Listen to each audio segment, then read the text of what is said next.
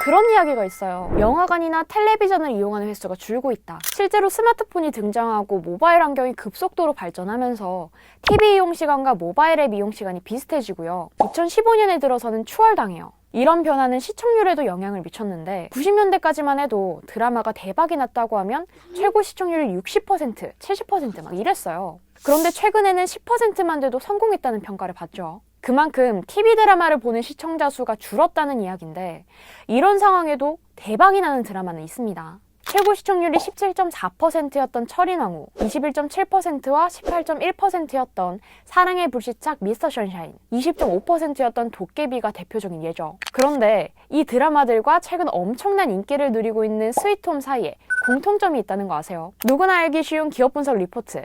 이번 영상은 대박친 드라마들의 공통점, 스튜디오 드래곤을 살펴보면서 컨텐츠 산업의 흐름까지 알아보겠습니다. CJ ENM 알죠? 미디어, 영화, 음악뿐 아니라 커머스 사업까지 진행하고 있는 대한민국 최대 종합 콘텐츠 기업. 이 CJ ENM의 드라마 사업본부가 분리되면서 2016년에 설립된 게 바로 스튜디오 드래곤이에요. 그래서 콘텐츠 사업 중에서도 드라마를 기획하고 제작해서 유통하는 방송 영상 제작물 사업을 진행하고 있고요. 주력 사업이기 때문에 매출의 90%를 차지하고 있기도 해요.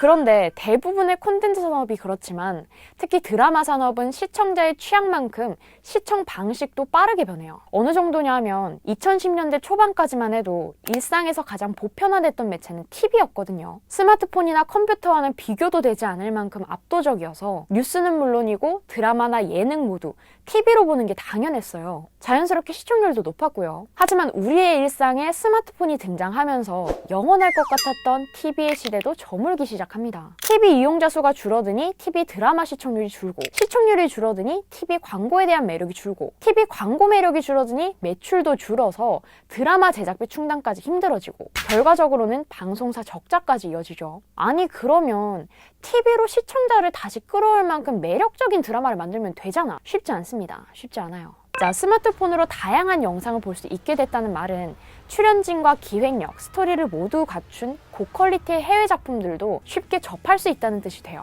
자연스럽게 안목이 높아진 시청자들을 만족시키기 위해서는 그에 걸맞는 투자가 필요한데 제작비 대비 수익 실현이 어려워지면서 지상파 방송사들은 사실상 드라마 제작을 포기하기 시작해요. 문제는 여기서 끝나지 않습니다. 방송사들의 드라마 투자 감소가 콘텐츠 제작 시장에 대한 불안감으로 이어져요. 콘텐츠 제작사는 이제 어떡하냐, 시장 끝난 거 아니냐 우려가 많았는데 그때 새로운 기회가 하늘에서 떨어집니다. 글로벌 온라인 동영상 서비스 넷플릭스였어요.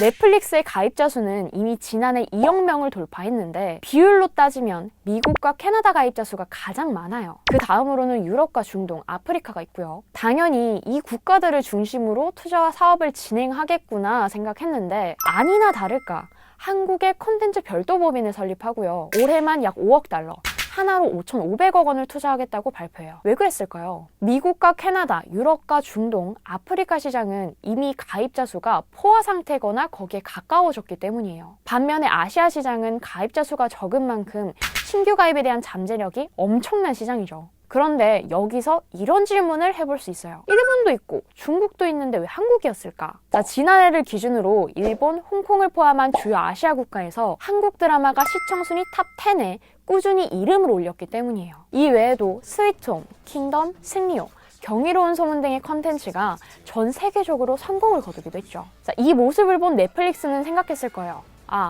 한국 콘텐츠만 잡으면 아시아 시장을 얻을 수 있겠구나. 그리고 이런 확신을 만든 중심에 이번 영상의 주인공 스튜디오 드래곤이 있었죠. 자, 제가 앞에서 한번 이야기했지만 철인왕후와 경이로운 소문을 비롯해서요. 사이코지만 괜찮아, 더킹 영원의 군주, 사랑의 불시착, 미생, 미스터 션샤인, 스위트홈처럼 TV에서 높은 시청률을 기록했던 드라마 혹은 넷플릭스 시청 랭킹에 이름을 올린 드라마 대부분이 스튜디오 드래곤에서 제작된 컨텐츠였어요. 국내에서는 이미 CJ ENM이라는 안정적인 수요처를 보유하고 있는데 여기에 넷플릭스가 등장하면서 해외 매출을 증가시키는 것까지 성공한 거죠. 그런 만큼 지난해 영업이익이 2018년보다 71.1%가 증가한 491억 원을 기록하면서 역대 최고 매출을 달성하고요. 매출은 12.2%가 성장한 5,257억 원, 당기순이익은 12.1%가 늘어난 415억 원을 기록합니다. 동시에 157편에 달하는 IP를 해외에 판매하면서 해외 매출 비중 역시 20%가 증가한 52.5%를 달성했어요. 자, 그리고 다행히 이런 성장세는 올해도 계속될 예정인데요. 제가 앞에서 넷플릭스가 여러 시장 중에서도 아시아 시장에 진출하려는 이유가 뭐라고 했죠? 신규 가입에 대한 잠재력이 커서였습니다. 실제로 지난해까지 국내 넷플릭스 가입자 수는 330만 명에 불과했기 때문에 여전히 새롭게 확보할 수 있는 소비자가 많아요. 그런 만큼 시장의 남은 점유율을 확보하기 위해서 디즈니 플러스를 시작으로 국내외 OTT 사업자들이 한국 시장에 진출할 예정인데요. OTT 사업자 사이에 경쟁이 심해질수록 스튜디오 드래곤의 콘텐츠 수요는 자연스럽게 증가할 수밖에 없습니다. 자, 콘텐츠 자체의 가격이 오른다는 점도 있지만 OTT 사업자들에게는 질 좋은 콘텐츠 하나가 신규 가입자를 확보하는 경쟁력이에요. 그리고 스튜디오 드래곤은 이 질 좋은 콘텐츠를 만들 수 있는 보장된 사업자죠.